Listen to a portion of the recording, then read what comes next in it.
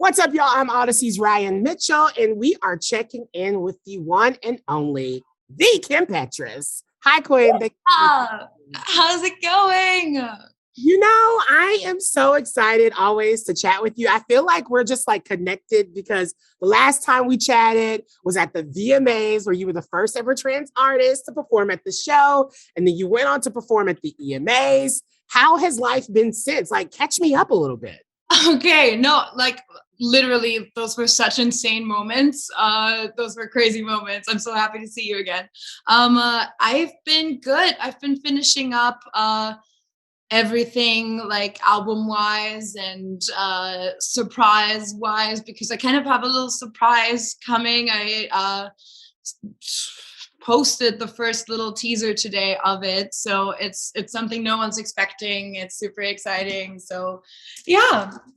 Oh my God. Okay, we're gonna have to dig deeper into this because I am so excited. I know you've been preparing for this moment. I mean, through this whole situation, we've gotten the Future Starts Now video. We've gotten Coconuts dance video. Yeah.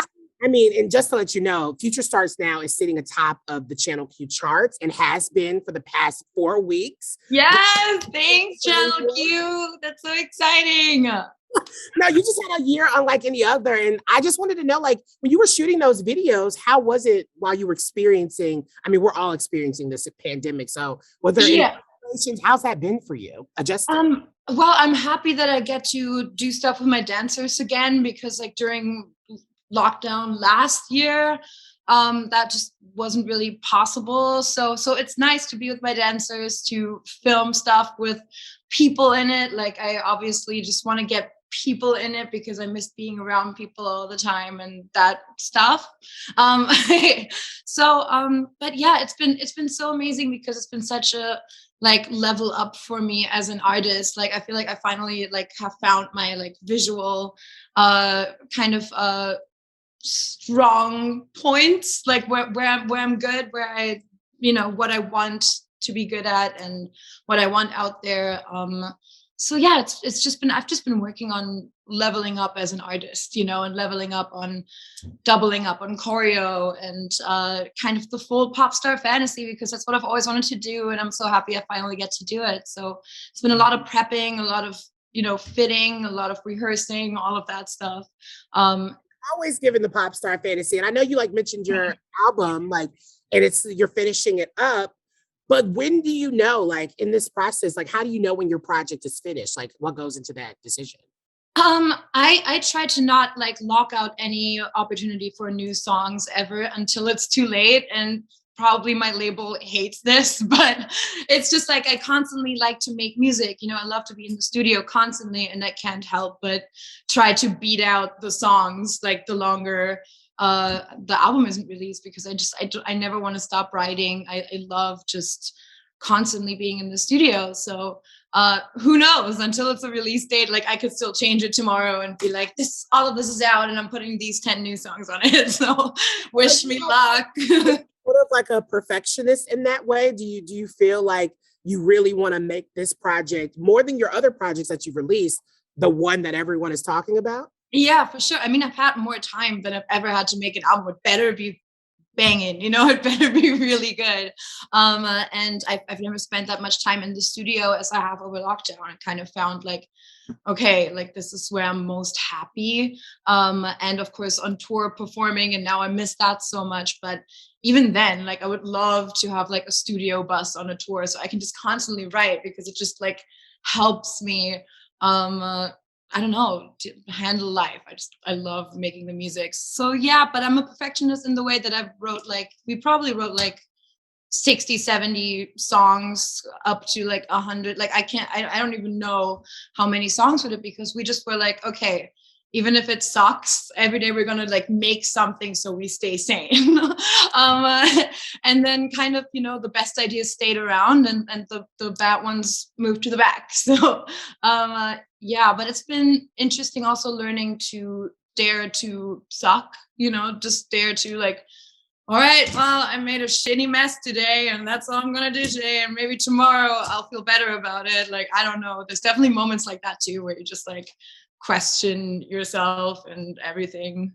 Well, that's so interesting because I'm like, out of 60 or 70 songs y'all are just kind of like throwing out there and making, how are you finding all the inspiration there? Is it like from personal experiences from your life or and the like people around you? Like, how are you finding all of this inspiration for that many like songs? It's wow. Yeah, well, that I kind of see that as like my life goal is to always like, and my job is how to stay inspired. And this is something hard to figure out because like for me, sometimes it's completely different things. Like sometimes I gotta go in nature and talk to nobody for a couple of days. You know, sometimes I need space. Sometimes I am around my friends and we just, I don't know, get drunk and suddenly someone says something and we're like, that's a song. And we go up to the studio and we record it. And so it can kind of happen all kinds of ways. But for me, it's always been movies and shows. And I love animes. So I watch a lot of those. And yeah, I kind of feel inspired by that. And sometimes I go through something personally that I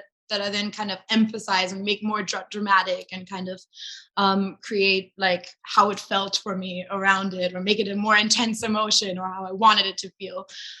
So it always depends on the song, but I try to just do something every day that helps me be inspired in any direction. If it's putting on an outfit, putting on a face, changing my hair, like sometimes that can, you know, just like make me feel like I want to be creative.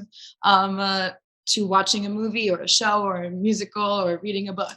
Yeah. Yeah, I mean, because it seems like this process of making this album specifically, it seems like it's taught you a lot about yourself in many ways. What are some of the things that popped up for you? Um, I mean, for me, I'm just such an anxious kind of person. I always want to be doing and working on everything, you know, and I always want to get it done quick. I'm very about efficiency, and but sometimes you got to give yourself the time to really get to the songs that really are, you know, connecting with you. And sometimes you may not find it in the first 20, and then you change direction and you just try something that you think is going to be awful, and then you listen to it the next day and it's like, oh, this is actually cool and this inspires me to go in this direction. So just like patience. I think just patience and trusting the process and liking the process. I think it Like, was the yeah, it was kind of one of the first times where I wanted to, you know, I wasn't thinking like, oh, I'm gonna have to shoot the video and then I have to do this and like now. It was just kind of like I enjoy being in the studio and making this music, and I want that joy to jump out at you when you listen to it, you know, and I want to make what I really want to hear, and I want every second of it to be exactly what I want to experience. So it's been really cool as a songwriter to give myself more time and to yeah, and not have all these things going on. I think in the future I'm going to take little trips and little breaks where I write my stuff instead of kind of just like, now you're going from here, then to the studio, and then blah blah blah, you're flying to there. You know, well, I think it's like prioritizing the time you put into the music has been really important to me. Like, yeah. that's so powerful to say because I'm like, your star is rising. And like I feel like when that happens, more Both yours. on like your sound and they have more opinions about who you're working with. Like, how are you taking all of that in with like understanding maybe some of the critiques, but then also Yeah. making sure that you are kind of ignoring it and not letting it get in the way? Can it be difficult for you in that way? For sure. I mean, I have my moments where something affects me and where I read something that's like, oh, this person just thinks I'm the most horrible piece of shit on the planet. But I've realized just that I can't change that. And also that's just not for me to do. Like I want people to make their opinions about me. I can't tell people what to think about me, you know? No one can, you know, like I'm not in control of the narrative like you are. You say about me whatever you want, but I'm still gonna, you know, focus on being passionate and being a good person and helping my friends and just things that make me feel like a good human. And you know, I'm just gonna put all my effort into just, you know, staying creative instead of letting it get to me and, you know, giving up, because I've done this my entire life. I've been writing since I was like 12 years old in my mom's bedroom. And, you know, then kind of got good myself. And that's how I came into the artist world, by being a songwriter and writing for other people. And I love songs. I love them so passionately, and they meant the world to me as a child up to now, my whole life. Just, I just try to focus on those things, the things that make me happy. I try to just fill my life with as much passion and inspiration as possible, and try to just let you decide what you want to think about me, because I don't think I need to tell you. Can't worry about it. You really can. And yeah.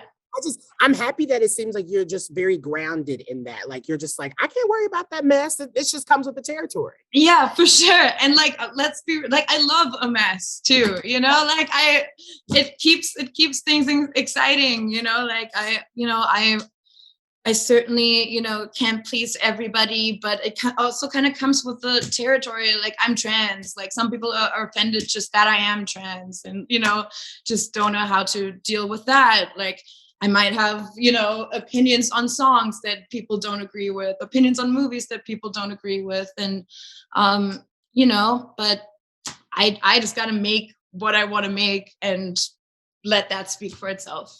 So let's keep this conversation moving on, because I really want to talk about another big moment that is coming up for you. Coachella, your first time ever performing. How do you feel? Seriously, I know, like, if it was me, I know I would be nervous. Oh, I'm so nervous. I mean, I've first of all never been, because I was always like, I have to go as an artist for the first time. So that worked out, thank God.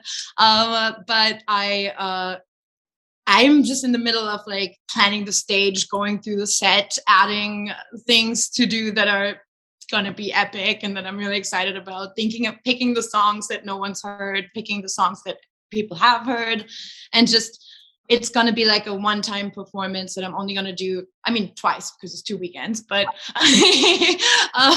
but I'm going to, just make the Coachella set its own thing, and I'm not going to perform it anywhere else the same way, and just going to make a little Coachella special appearance, which I'm super stoked about. Oh, wait, are you going to like take requests from fans? Like, because I know your fans are like, they're like, girl. Yeah, of course. All day.